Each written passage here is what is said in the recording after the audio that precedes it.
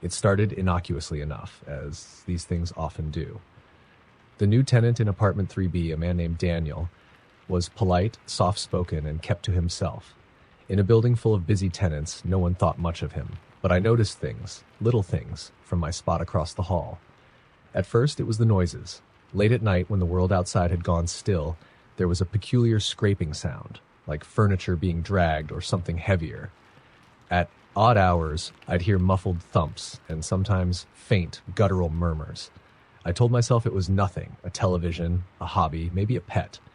But my unease grew when I started catching glimpses of him at strange hours. He'd stand in the hallway, motionless, staring at nothing in particular. Always in the same spot, just outside his door. His face was blank, almost too blank, as if it were a mask hiding something beneath. Then there were the smells, acrid and sickly sweet, wafting through the vents, seeping into my apartment. I confronted him about it one evening, masking my nerves with forced casualness. He opened his door just wide enough for me to see him, his face dimly lit by the flickering light of his TV. "I'm working on a project," he said, his voice low and monotone.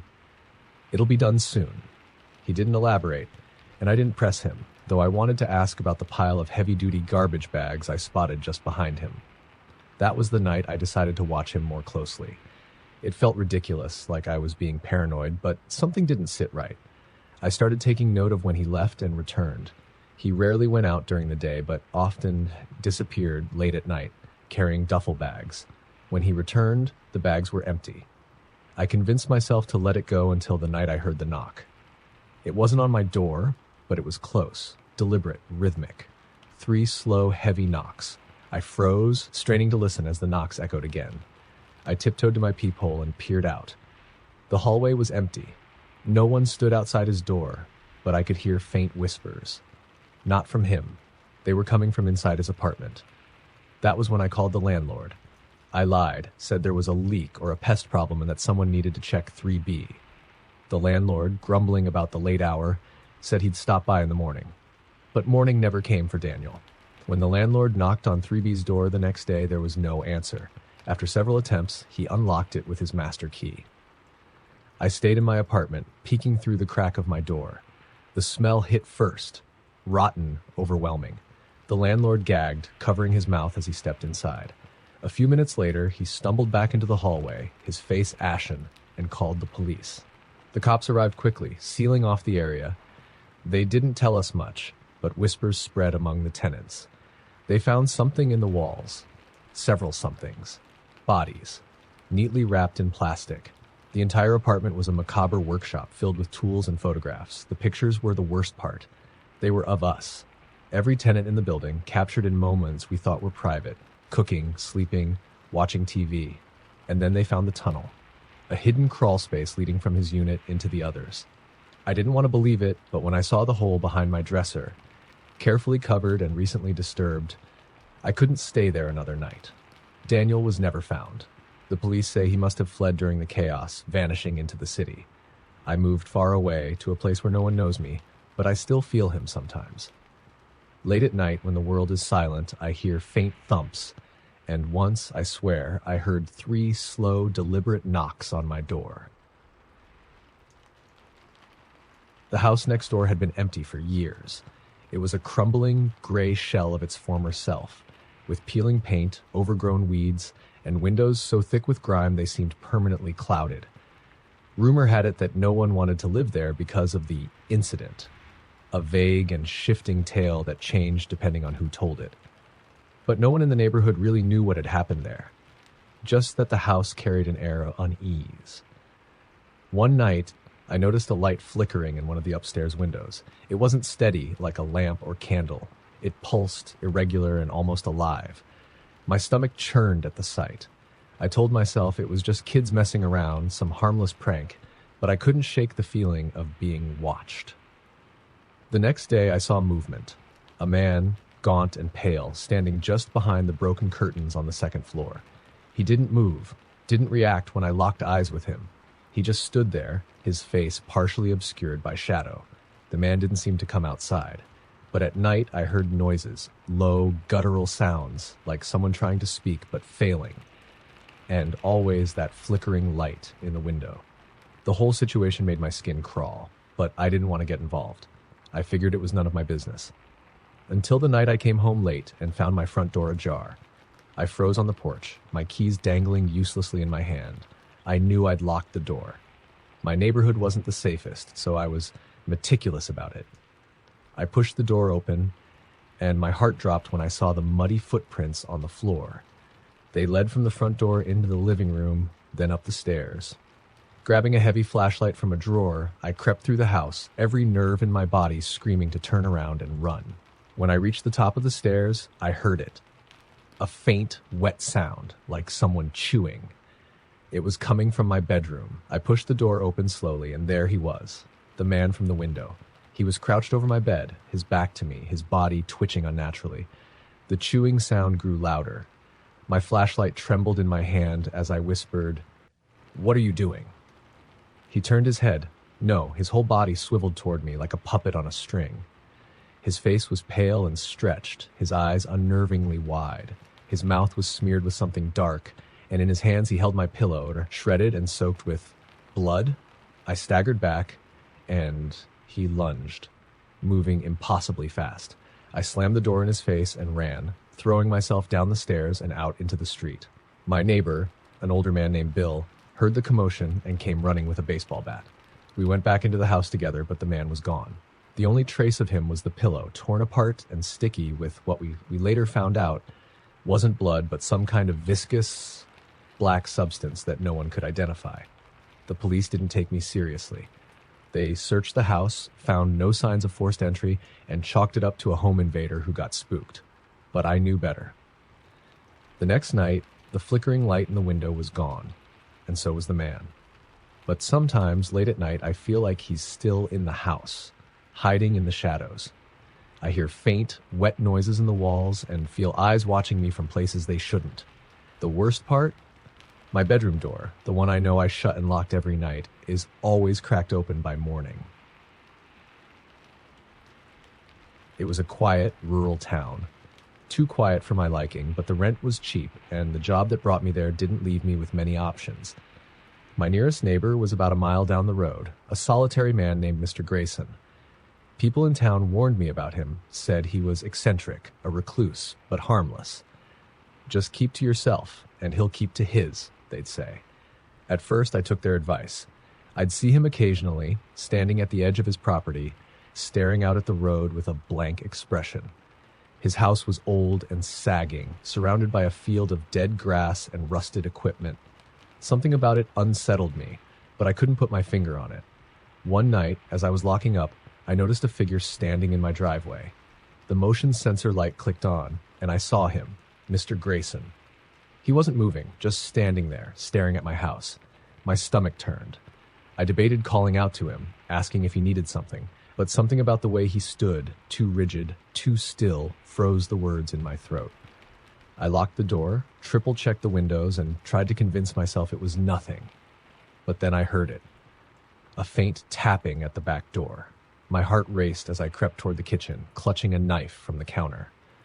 The tapping stopped before I reached the door, replaced by the sound of shuffling, like someone circling the house. I called the police, but by the time they arrived, the driveway was empty, and there was no sign of anyone outside. They assured me it was probably just a misunderstanding or maybe some animal, and they left. The next morning, I found something on my porch. A bundle of twigs tied together with a strip of fabric. It wasn't the kind of gift someone would leave as a friendly gesture. The fabric was dirty, stained with what looked like rust or dried blood. I tried to brush it off, but that night, the noises started again. Scraping against the windows, faint whispers that seemed to come from just outside the walls. I barely slept, and when I finally drifted off, I had the most vivid nightmare. I was in my bed, unable to move, as a shadowy figure loomed over me, its face a swirling void. The next day, I went to town, determined to find out more about Mr. Grayson. What I learned chilled me. He hadn't always been a recluse. Years ago, he had a family, a wife and 2 daughters. They'd moved to the area for a fresh start, but something went wrong. His wife disappeared first, followed by the children. The police investigated, but no bodies were ever found. The locals whispered about strange rituals, about dark things Mr. Grayson might have dabbled in. That night, I couldn't shake the feeling that I wasn't alone. Around 3 a.m., I woke to the sound of creaking floorboards. Someone was in the house. I grabbed my phone, dialing 911 with shaking hands, but before I could press call, my bedroom door creaked open. There he was, standing in the doorway. His eyes glinted in the moonlight, wide and unblinking, his mouth stretched into an unnaturally large smile. "You don't belong here," he whispered, his voice gravelly and cold. I don't remember much after that. I think I screamed. The next thing I knew, it was morning, and I was lying in bed, the door shut tight. I tried to convince myself it was a nightmare, but when I went outside, there was another bundle of twigs on my porch. This one had a small bone tied to it. I left that day, didn't even bother packing most of my things. As I drove away, I glanced in the rearview mirror and saw him standing at the edge of his property, watching me leave. I don't know what Mr. Grayson wanted or what he was capable of, but I've never felt safe in the dark since. And sometimes, when I'm alone in my new apartment, I think I hear faint whispers, like someone calling me back. I moved into the house because it was a steal, a beautiful old Victorian with tall windows and creaking hardwood floors. It needed work, sure, but I'd always dreamed of restoring a house like this. The neighborhood was quiet, and my nearest neighbors, a couple in their 50s named the Andersons, were friendly enough. They warned me, though, in a half-joking way. "Don't let the house get to you," Mrs. Anderson said with a smile. I laughed it off, thinking she was referring to the quirks of an old house. At first, it was just little things, a draft I couldn't explain, lights flickering despite new bulbs, and the faint scent of smoke in the hallway, even though the fireplace hadn't been used in years. I chalked it up to old wiring and poor ventilation. Then I found the attic. The entrance was hidden behind a panel in the closet of the master bedroom. I only discovered it because I was reorganizing and accidentally knocked the panel loose. Behind it was a narrow staircase leading up into darkness. I hesitated but eventually climbed the stairs, flashlight in hand. The attic was dusty and filled with junk. Old trunks, broken furniture, and boxes of moldy books. But what caught my attention was a rocking chair in the far corner. It was facing the wall, and next to it was a small table with a tarnished silver hand mirror. Something about the chair made my skin crawl. The way it was positioned, the faint creak of the floorboards beneath it, as if someone had just gotten up. I left the attic quickly, resolving to deal with it later. But that night, I woke up to the sound of something creaking above me. I froze, listening. It was faint at first, but then I recognized the sound, the rocking chair. It was moving. Grabbing my phone, I turned on the flashlight and crept up to the attic. The air felt colder as I climbed, and my heart pounded in my chest. When I pushed open the attic door, the rocking chair was still, but the hand mirror on the table had been moved. It was now facing the chair, tilted just slightly toward me. I backed out of the attic and slammed the door shut, dragging a heavy dresser in front of it for good measure. But the noises didn't stop. Over the next few nights, I started hearing whispers. They weren't words exactly, but a low, insistent murmur that seemed to come from the walls. One night, as I was lying in bed, I felt something brush against my leg. I shot up, turning on the light, but nothing was there. The final straw came a week later. I woke up to find the dresser I'd shoved in front of the attic door pushed aside. The door was open, and at the foot of the stairs was the rocking chair, its legs splintered as if it had been dragged. On the seat of the chair was the mirror. It was covered in dust, except for a handprint, smaller than mine. I didn't pack. I didn't even lock the door when I left. I just got in my car and drove. The Andersons never responded to my calls, and when I sent a moving company to collect my belongings, they found the house empty. No furniture, no mirror, no rocking chair. Just a single handprint smudged in dust on the wall where the attic door had been. I had never thought much about the woods behind my childhood home. They were just there. Thick, dark, and quiet. As a kid, I'd been warned not to wander too far into them, and I mostly obeyed. The stories people told about them were strange. Disappearances, strange lights, whispers on the wind. But I'd chalked it up to small-town gossip. After my parents passed, I inherited the house. It had been years since I'd been back, and though it felt strange being there alone, I decided to stay for a while. The first few nights were uneventful, but on the third night I heard it. A voice. It was faint, almost like a child's, calling out from the woods. Help me. At first I thought I was imagining it.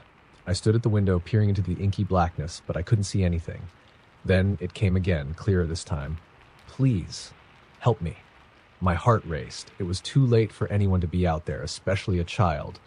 Grabbing a flashlight, I stepped out onto the back porch. The voice was more insistent now, beckoning me. Against my better judgment, I followed it, the beam of my flashlight cutting through the dense trees. The farther I went, the more the voice changed. It became distorted, stretched, like a recording played at the wrong speed. The air grew colder, and I noticed that the usual nighttime sounds, crickets, the rustling of leaves, were gone. The silence was absolute. Help me, the voice croaked, now closer than ever. I stopped dead in my tracks when I saw it, a figure standing just ahead, partially obscured by the shadows. It was small, childlike, but its proportions were wrong. Its limbs were too long, its head tilted unnaturally to the side. Are you lost? I asked, my voice shaking. It didn't respond, but I saw it smile. Its mouth stretched impossibly wide, revealing teeth that were sharp and uneven. Then it spoke again, but the voice was no longer pleading, it was mocking. Help me, it said, imitating my own voice perfectly.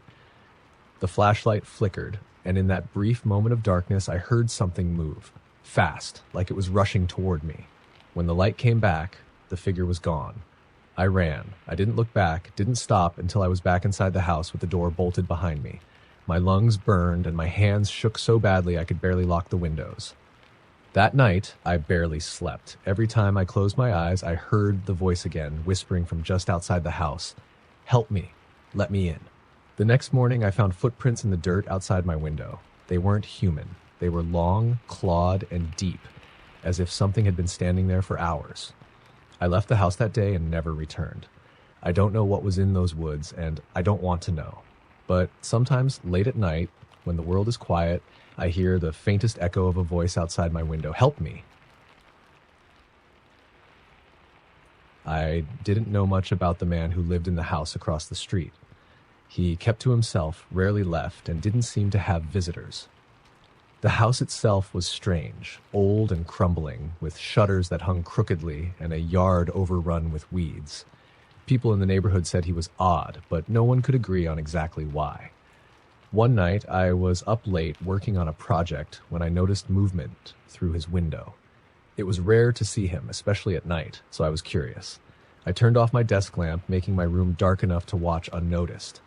He was pacing back and forth in the dim light of his living room, his movements jerky and erratic. His head would twitch every so often, snapping toward the window as if he knew someone was watching. I ducked down, my heart pounding, but when I peeked again, he was gone. The next day, a strange package appeared on my porch. It was wrapped in brown paper and tied with twine. There was no address, no return label, just my name scrawled across the top in shaky handwriting. Inside was an old photograph. It was black and white, faded around the edges, and showed a group of people standing in front of what looked like a church. I didn't recognize anyone in the picture, but something about it felt wrong. In the back row, half hidden behind the others, was a shadowy figure. Its face was blurred, like it had been smeared with water, but its eyes, two dark pits, seemed to look straight at me. That night I couldn't sleep. The photo sat on my kitchen table, and no matter how many times I tried to put it out of my mind, I couldn't shake the feeling that the figure was watching me. Around 3 a.m., I heard a knock at the door. It was soft, almost polite, but persistent. I froze, my heart hammering in my chest. No one knocks at that hour. Grabbing a knife from the counter, I crept to the door and looked through the peephole. There was no one there. I was about to step away when the knock came again, louder this time. My blood ran cold as I realized it wasn't coming from the front door anymore. It was coming from the back. I turned off all the lights, my hands shaking, and moved to the kitchen to look out the back window. Standing just beyond the porch light was a figure. It was tall and thin, its arms unnaturally long, its head tilted to the side as if it were trying to study me. I couldn't see its face, but I could feel its gaze, cold and penetrating. The knocking stopped, replaced by a soft scraping sound, like nails running along the door. I don't know how long I stood there, paralyzed with fear, but eventually the noises stopped. When I finally worked up the courage to check the porch in the morning, there was no sign of anyone. Just scratches on the door, deep and jagged, like something had tried to claw its way inside. I burned the photograph that day, but it didn't help. Sometimes at night, I hear the knocking again. Always soft, always persistent. And when I peek through the curtains, I see the figure standing there, just beyond the reach of the light. I moved into a small apartment on the edge of town after a messy breakup. It wasn't much, but it was cheap and quiet, a good place to start over. The building had a strange layout, though. My unit 2C had a door directly across from it labeled 2D, but I'd never seen anyone go in or out. I assumed it was vacant. One night, as I was watching TV, I heard a faint knocking. It was soft at first, but it grew louder and more urgent. I muted the TV, listening intently. The knock wasn't at my door. It was coming from 2D. Curiosity got the better of me. I peeked through the peephole, but the hallway was empty. The knocking continued, rhythmic and relentless. I opened my door, half expecting to see someone playing a prank, but no one was there. The sound stopped the moment I stepped into the hallway. Feeling uneasy, I knocked on 2D myself, just to see if anyone would answer. The door creaked open. It hadn't been locked. "Hello?" I called, my voice echoing in the darkness beyond. There was no response, but the air that wafted out was cold and smelled faintly of damp earth. Against my better judgment, I pushed the door open wider and stepped inside. The apartment was pitch black, the only light coming from the dim glow of the hallway behind me. My phone's flashlight revealed that the place was eerily empty. No furniture, no signs of anyone living there. The walls were bare, except for a series of deep scratches, like claw marks, running from floor to ceiling. And then I saw it. At the far end of the room, something was crouched in the corner. Its back was to me, its limbs twisted at unnatural angles. "Hey!" I shouted, trying to sound braver than I felt. The figure twitched, its head snapping around to face me. Its face was wrong, pale and stretched, with a gaping mouth that seemed too large for its head. Its eyes were hollow, dark pits that seemed to suck in the light. I stumbled backward, my heart hammering in my chest. The thing moved toward me, its limbs cracking and popping as it unfolded itself. I bolted out of the apartment, slamming the door behind me and locking myself in my own unit.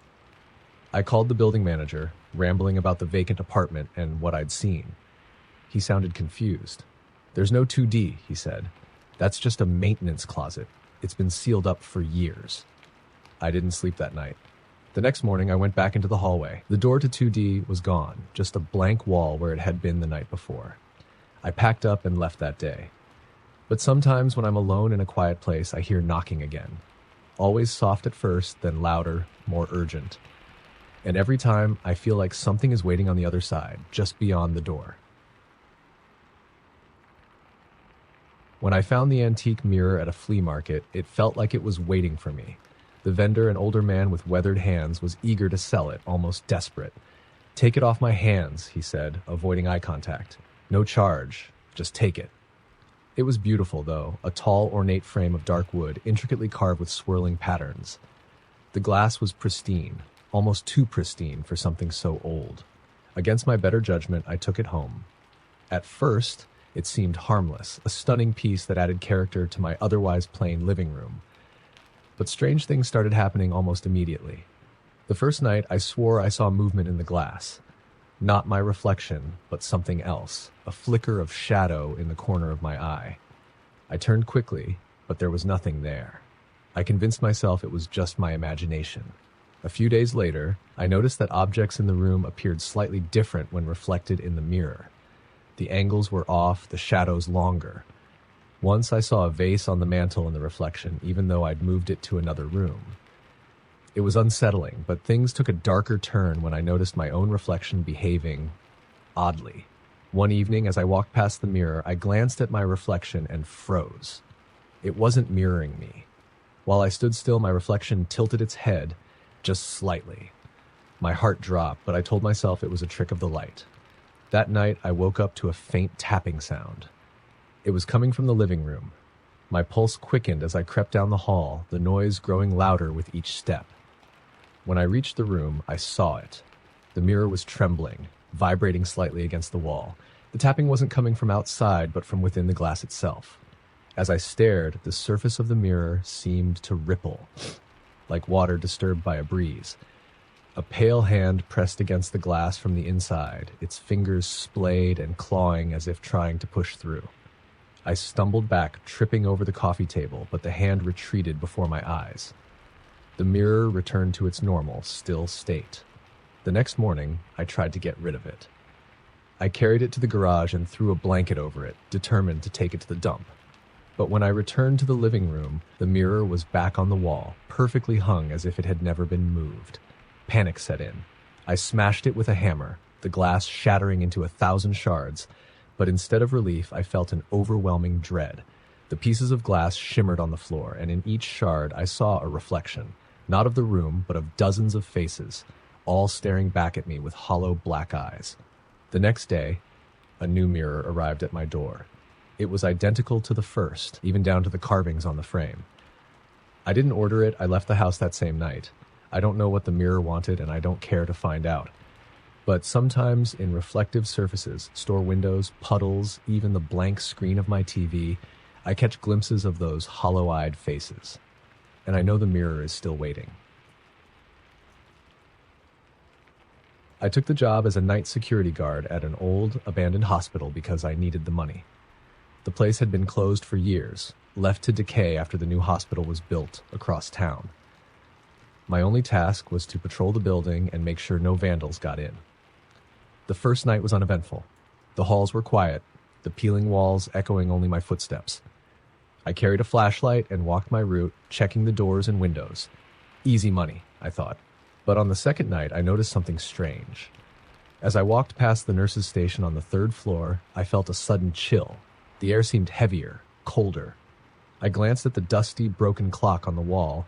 It had stopped at exactly 3:13. The next night, the clock was gone. It wasn't just broken or moved. It was as if it had never existed. The outline of dust where it had hung was still there, but the clock itself had vanished. I started hearing things after that, faint whispers, like voices carrying down the empty corridors. At first, I thought it was just my imagination or the wind, but the voices grew louder. They weren't words exactly, more like murmurs, overlapping and chaotic. One night, as I rounded a corner on the 2nd floor, I saw something move at the end of the hallway. It was a shadow, darting out of sight.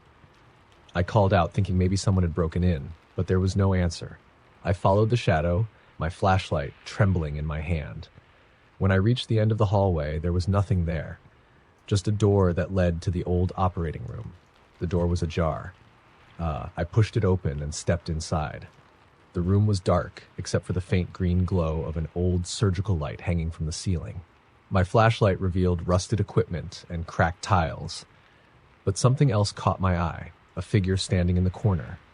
It was turned away from me, its head tilted unnaturally to one side. It wore a hospital gown, the kind patients used to wear, but the fabric was torn and stained. "Hey," I said, my voice shaky. "You're not supposed to be here." The figure didn't move. I took a step closer, and that's when it turned around. Its face was wrong.